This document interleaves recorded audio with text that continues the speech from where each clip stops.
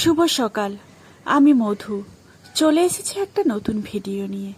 মেঘাচারু সারাদিনে তোমাদের সবাইকে স্বাগত জানিয়ে আজকের ভিডিওটা আমি শুরু করছি। প্রথম থেকে শেষ পর্যন্ত দেখতে থাকো, আশা করছি খুব ভালো লাগবে। আর আমার ভিডিও যে যেখান থেকে দেখছো, আশা করছি তোমরা খুব ভালো আছো আর সুস্থ আছো। তো জানো তো, আগের থেকে আমি অনেক ভালো আছি।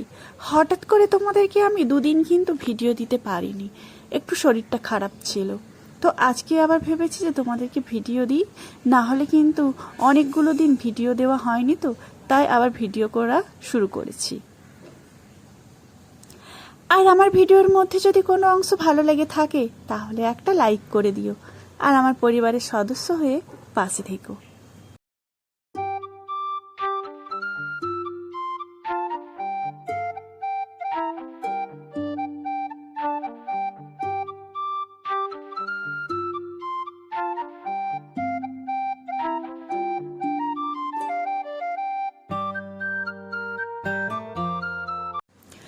বুকের রক্ত জল করে তিল তিল করে সোনার সংসারটা তৈরি করেছি, তাই কষ্ট হলেও সব কাজ একা সামলে সংসারটাকে জানো তো আগলে রাখি। প্রত্যেক দিনের মতো আজকে কিন্তু ঘুম থেকে সকাল সকাল উঠে পড়েছি। জানো তো বন্ধুরা, এই দুদিন কিন্তু সকাল সকাল ঘুম থেকে উঠতে পারিনি, কিন্তু কতদিন আর কাজবাজ ফেলে রাখবো বলো? সংসারটা আর কতদিন এভাবে এলোমেলো হয়ে থাকবে বলো? তাই আজ শরীর খারাপ আগের থেকে অনেকটাই ভালো আছে। আজকে কিন্তু সকাল সকাল ঘুম থেকে উঠেও পড়েছি। সকাল সকাল ঘুম থেকে উঠে যা সমস্ত বাড়ির কাজ থাকে, মানে বাসি কাজ থাকে, ঘর মোছা, ঘর পোছা, আর রান্নাঘরের কাজ, জামা কাপড়ের ধোয়ার কাজ, এই সমস্ত কাজ জানো তো আগে সেরে নিয়েছি। তারপরে চলে এসেছি রান্নাঘরে। রান্নাঘরে কিন্তু এই যে খাওয়ার দেখো আমি বসিয়ে দিয়েছি। তার আগে মেঘাচারুদেরকে ঘুম থেকে তুলে আমি কিন্তু ব্রাশ করিয়ে ওদের পড়তে বসিয়েছি। আর ওদের জন্য আজকে জানো তো একটু ডিম দিয়ে পাস্তা করেছি। আর বাড়িতে কিন্তু সেরকম সবজি টবজি আর কিছুই নেই, আর সেরকম সবজি দিলে ওরা খেতেও চায় না। মানে ওই ক্যাপসিকাম, গাজর, শসা এইসব দিলে পাস্তার সাথে ওরা খেতে চায়।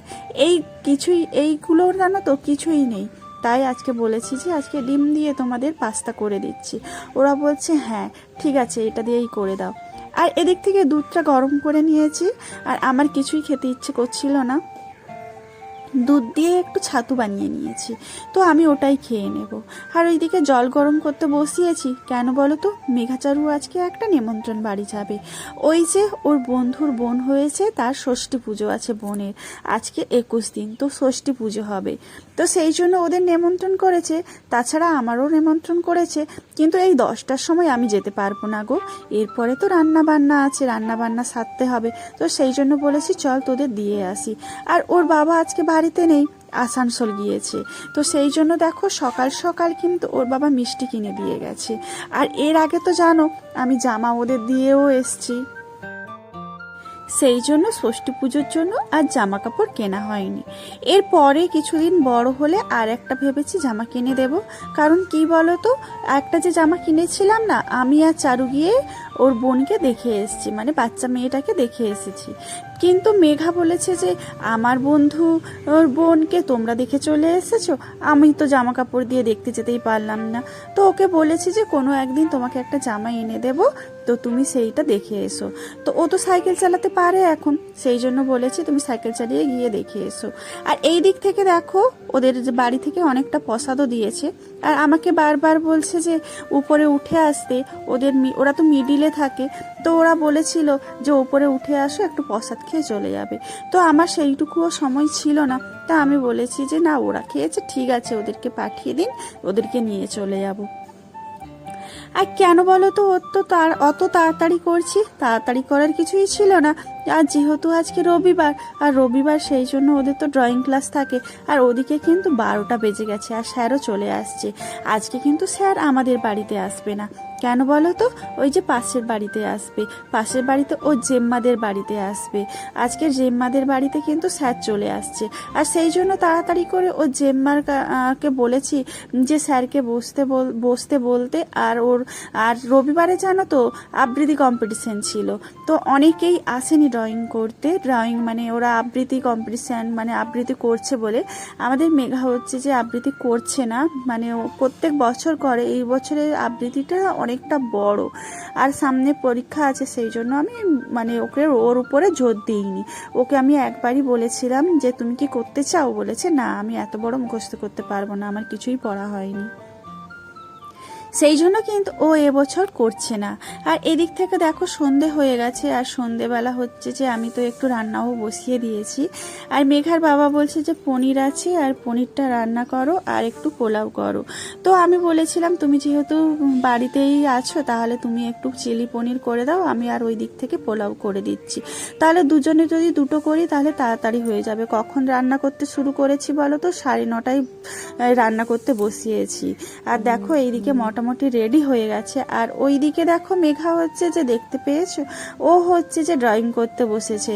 জানো তো যেই দিনে ড্রয়িং করতে বসে আর সেই দিনে ও ড্রয়িং করতে উঠতেই চায় না। একটু পড়েছিল, আর ওর বাবা আসানসোল থেকে কি কি এনেছে তোমাদের সাথে সেগুলোও শেয়ার করব। আগে খেতে বসে পড়েছিলাম, তো আগে খুব খিদে পেয়েছিল কারণ অনেকটাই দেরি হয়ে গেছিল। আর চিলি পনিরটা কিন্তু সত্যিই খুব ভালো হয়েছে, আর সেরকম কিছু মশলা ছিল না, তারপরেও কিন্তু ভালো হয়েছে। তো দেখো এই দিক থেকে আসানসোল থেকে তো চলে এসছে, তোমাদের আগেও বলেছি। এই যে আমাদের তো জানো মেশিন আছে, কিন্তু মেশিনের তো আমরা সেরকমভাবে কোনো কিছুই কাজ করি না। আর শুধুমাত্র আমাদের ওই মানে সেলাই ধরা, ছোট বড় করা, এইটুকু। আর কিন্তু আমরা সেই সব সেলাই জানি না। আর সেই জন্য অনেকটা সুতো কিনেছিলাম অনলাইন থেকে, কিন্তু সেগুলো প্রায় শেষের পথে। আর এই জন্য আসানসোল গেছিলো যে এই এক বক্স মানে 100টা পিস আছে, 100টা কালারের হচ্ছে যে ওই সুতো এনেছে, আর সেইটাই তোমাদের সাথে শেয়ার করছি। আর এই যে ব্যাগটা দেখতে পাচ্ছ, এই ব্যাগটা কিন্তু হচ্ছে চারুর জন্য এনেছে। এই ব্যাগটার দাম কত বলো তো? আমাদের এখানে সিউড়িতে কিন্তু অনেক দাম, অনেক মানে 300 350 কমে তো ব্যাগই হয় না। ওই ব্যাগটা নিয়েছে কিন্তু 150 টাকা। আর ওই পার্পেল কালারের ব্যাগটা, চারুর ব্যাগটা। আর এই যে স্পোর্টস ব্যাগটা নিয়েছে, এটা কিন্তু মেঘার বাবার জন্য নিয়েছে। এই ব্যাগটা নিয়েছে কত বলো তো? 100 টাকা নিয়েছে। আমি বলেছি যা ভালোই হয়েছে, দুটো ব্যাগই বেশ ভালোই হয়েছে। আর এই ব্যাগটা স্পোর্টস ব্যাগ মানে তো বেশি কিছু নেই, ওই কয়েকটা চেন আছে, তার থেকে কিন্তু 150 টাকার ব্যাগটাও আরও বেশি ভালো হয়েছে। তো দুটো ব্যাগ দাম হিসেবে কেমন হয়েছে তোমরা কিন্তু জানাবে, কমেন্ট করে জানাবে।